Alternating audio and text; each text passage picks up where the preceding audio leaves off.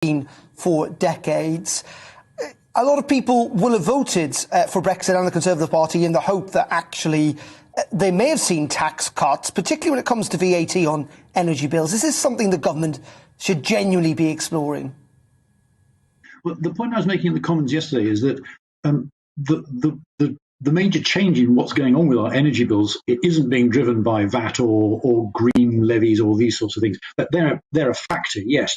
But the really big change, the thing that's driving most of the pain for all of us and is going to get worse over the course of the next couple of months as well, is actually the increase in the international price of gas. And that's actually being driven by some decisions taken in Moscow because they stopped pumping as much gas.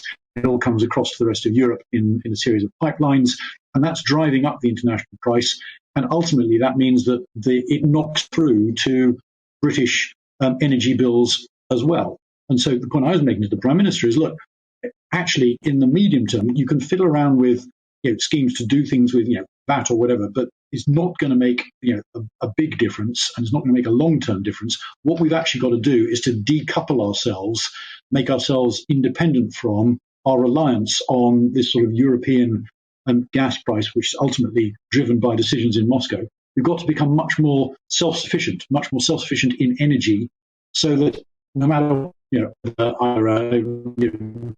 indeed people in other parts of the world, whatever decisions they take, those decisions don't matter to us because we've got our own resources here.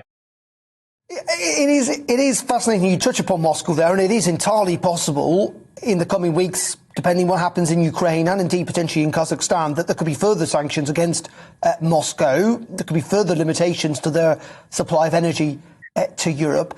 But in many ways, John, those are long-term things in terms of what you've been talking about sorting out.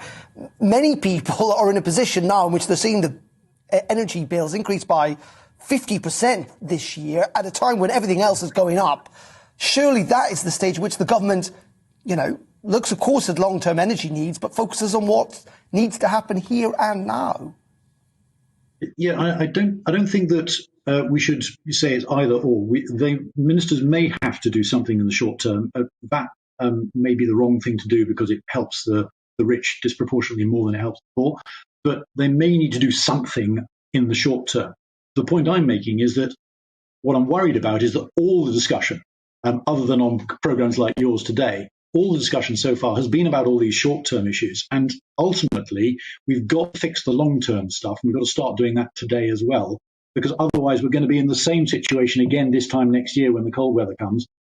And actually, if we fix the long-term problem, then we won't have this recurring issue. And we will have dealt with a much bigger series of changes to the gas price and changes to our energy bills, and we'll be insulated against them forever.